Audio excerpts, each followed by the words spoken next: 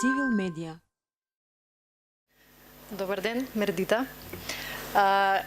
Дозволете ми најпрво од моје име сите да ве поздравам.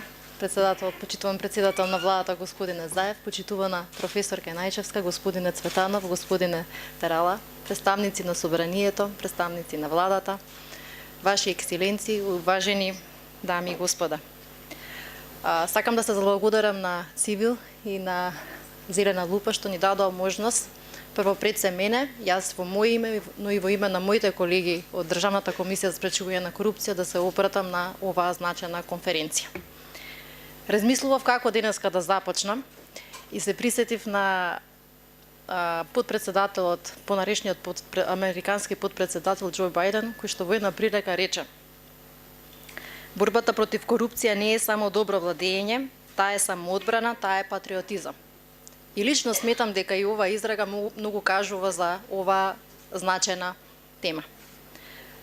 Ова го велам од причина што постои огромна патриотска должност на секој чинител во општеството да се бори против корупцијата, но и да даде активна контрибуција во борбата против корупција, бидејќи корупцијата е таа која што ја намалува вербата во граѓаните и во општеството, ја загушува креативноста, инвентивноста, не се вреднува талентот на најспособните и ги руши вредностите. Само општество кое што е ослободено од корупција може да биде општество кое што ќе биде фокусирано кон прогрес, напредок, развој и просперитет. Поради сето тоа, создавање на општество ослободено од корупција треба и мора да биде приоритет и императив. Предизвик со кој што мора сериозно да се соочиме и на кој што треба посветено да работиме. Денешниот настан уште е само една потврда дека борбата против корупција е неопходен, да не е потребен, е неопходен и темелен пристап, со тоа што треба да имаме институционален, но и граѓански ангажман, бидејќи корупцијата представува горлив општествен проблем за кој што мора отворено да дебатираме и на кој што на секоја дебата, секоја идеја која што ќе произлезе, мора сериозно да ја сватиме и сериозно да ја анализираме. Сега ќе зборувам малку и за институцијата од каде што доаѓа. Државната комисија за спречување на корупција во изминатиот период за жал беше само еден нем посметрач на сите случувања во нашето општество. Незината улога се повеќе стануваше маргинализирана, што во голема мера се должеше пред се на незината неефикасност, нетранспарентност, исполитизираност, отсуство на реакција, независност и интегритет. Но денес имаме една нова реалност. Денес имаме нов предлог текст на закон за спречување на корупција и спречување на судирни интереси. И во оваа прилика сакам да изразам голема благодарност до Министерството за правда, кој што даде несебичен придонес и во целиот овој период ни помага како институција да се справуваме со сите проблеми и со сите предизвици. Но исто така сакам да се заблагодарам на сите наши пријатели од Европската унија, потоа невладините организации, граѓанските активисти, новинари и сите останати чинители кои што овој период несебично ни помагаат. Гледајќи го законот во целина, сметам дека тој представува едно солидно законско решение, но исто така сметам дека во процесот на имплементација и заживување треба да ги земеме пред се и во предвид сите решенија или решенија за кои што постои потреба за нивно подобрување.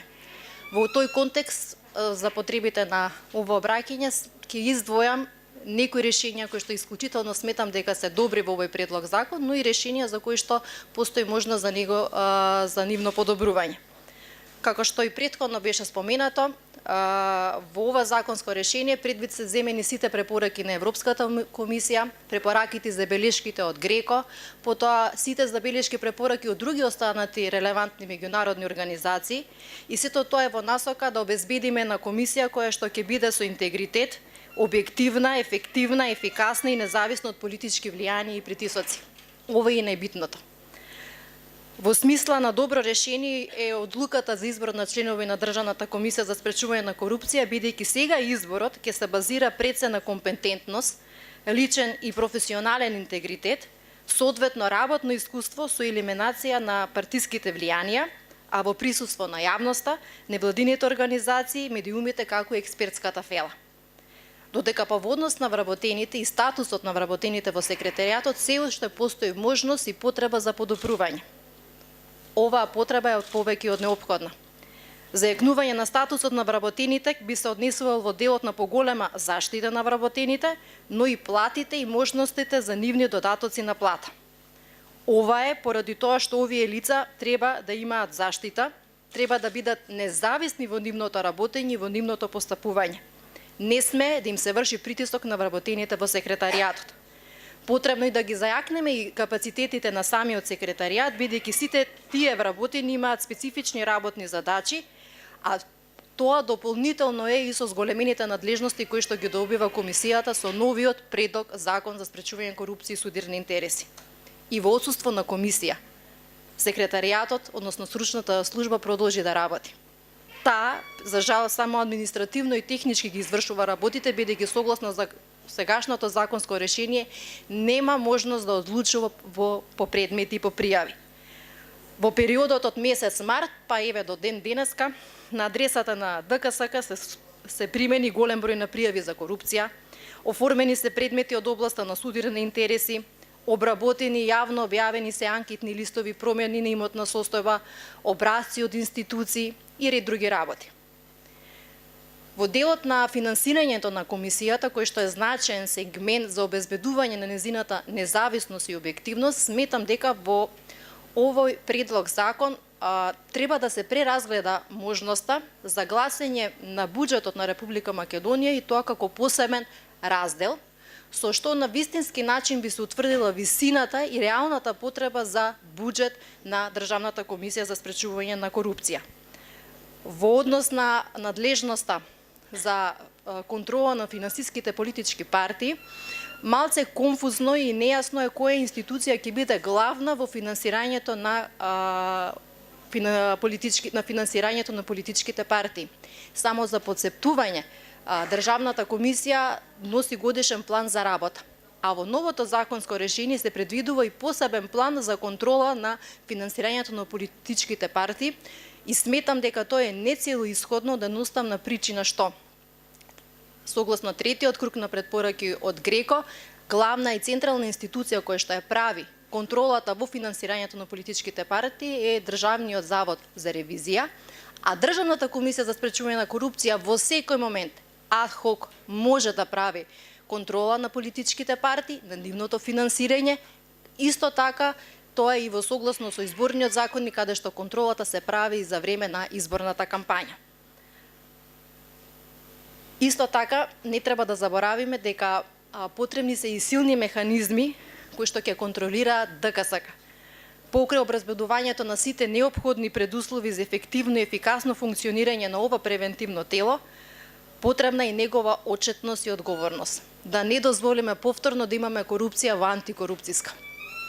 Што се однесува до предизвиците со кои што антикорупцијска се соочува, треба да честно да кажеме дека Државната комисија за спречување на корупција е таа која што треба да ја зголеми транспарентноста.